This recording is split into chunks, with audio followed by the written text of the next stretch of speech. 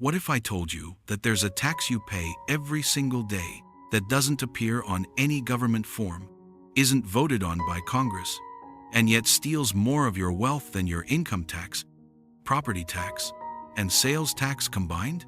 This invisible thief has been quietly draining 30% or more of your purchasing power over the past decade, and most people don't even realize it's happening.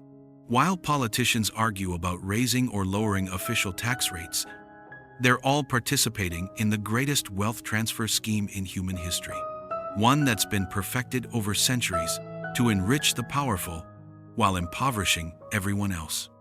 The Romans used it to fund their armies. The French used it to finance their revolution. And today, your government uses it to pay for everything from wars to welfare programs, all while convincing you it's actually good for the economy. This hidden tax is called inflation. And by the end of this video, you'll understand exactly how it works, why it's deliberately created, and most importantly, how to protect yourself from becoming its next victim. To understand how this theft works, we need to go back to ancient Rome in the 3rd century after Christ, when Emperor Caracalla faced the same problem every government eventually confronts: how to pay for an empire without directly taxing citizens into rebellion. The Roman denarius had been the backbone of Mediterranean commerce for centuries, containing about 83% pure silver and trusted from Britain to Egypt. But maintaining legions across 3 continents, building massive infrastructure projects, and funding endless wars required more money than tax revenues could provide. So Caracalla and his successors began secretly reducing the silver content of their coins while keeping them the same size and appearance. By 268 AD, under Emperor Gallienus, the silver denarius contained less than 5% actual silver. It was essentially a bronze coin with a thin silver wash. Roman citizens didn't immediately notice because the coins looked identical, but prices began rising mysteriously. A measure of wheat that cost 1 denarius under Augustus suddenly required 5, then 10, then 50 denarii under later emperors. What the Romans were experiencing was the world's first systematic currency debasement. The government was literally stealing the value from every coin in circulation to fund its own spending, while ordinary citizens watched their savings evaporate and their wages buy less and less each month. The consequences for ordinary Romans were devastating and swift. By the crisis of the 3rd century, inflation had spiraled completely out of control. Prices rose so fast that merchants refused to accept the debased coins at all, demanding payment in goods, services, or the few remaining pieces of real silver and gold. Soldiers' wages, once sufficient to support a family, couldn't buy a week's worth of bread. Farmers abandoned their land rather than sell crops for worthless metal, leading to food shortages in cities. The government's response was predictably disastrous. Emperor Diocletian issued his infamous edict on maximum prices in 301 AD, fixing the cost of over 1,000 goods and services by law, with death as the penalty for violations. The result was economic chaos. Official markets disappeared overnight as trade moved underground, creating massive black markets where real goods were exchanged for real value. Wealthy Romans who owned land, livestock, and tangible assets survived and even prospered, buying up abandoned properties for a fraction of their former worth. But the middle-class shopkeepers, craftsmen, small merchants who had stored their wealth in coins were completely wiped out. Their life savings, accumulated over decades of hard work, vanished as surely as if their houses had burned down.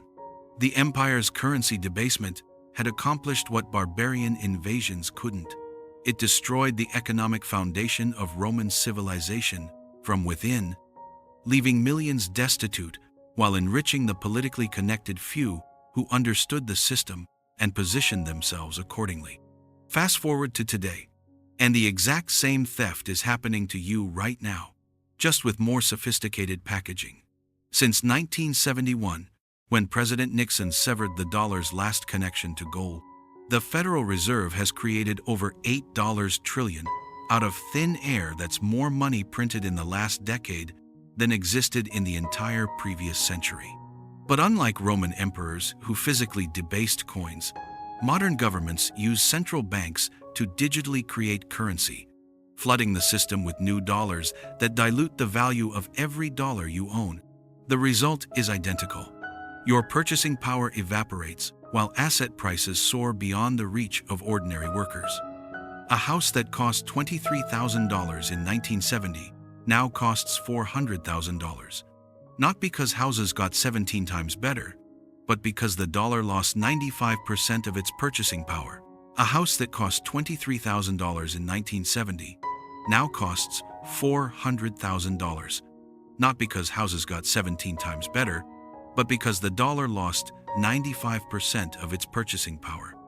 Your groceries, gas, healthcare, and education all follow the same pattern, rising faster than wages because more dollars are chasing the same goods. And just like in Rome, the wealthy who own stocks, real estate, and businesses benefit enormously from this inflation. Their assets rise in nominal value while their debts are inflated away. Meanwhile, anyone living on wages or savings gets crushed. The 2008 financial crisis, the COVID money printing, and the current inflation surge are all the same Roman playbook. Create money to solve government problems, while ordinary citizens pay the hidden tax through higher prices. The only difference is that today's theft is measured in percentages of purchasing power rather than ounces of silver, but the mechanism and the victims remain exactly the same. So, how do you protect yourself from this hidden tax that's stealing your wealth every single day? First, understand that cash and savings accounts are wealth destroyers. During inflationary periods, holding dollars long-term is like holding melting ice cubes. So minimize your cash position and move into assets that can't be printed. Second, follow the playbook of every wealthy family throughout history. Own real assets that maintain value when currencies fail: real estate, precious metals, and businesses that produce actual goods and services people need, regardless of what happens to paper money. Third, if you have debt at fixed interest rates, inflation actually works in your favor by making your loans cheaper to repay with devalued dollars. So consider this when making major purchases. The key insight from Rome to today is that inflation is not a natural disaster. It's a policy choice that transfers wealth from savers to debtors, from workers to asset owners, from the many to the few. The Romans who survived weren't the ones who trusted their government's coins. They were the ones who recognized the debasement early and moved their wealth into things the emperor couldn't counterfeit. History doesn't repeat, but if you don't understand it, it will crush you all the same. If this opened your eyes to how the system really works, hit that subscribe button, because I'm going to show you exactly how the wealthy have protected themselves from government theft for over 2,000 years, and how you can do the same starting today.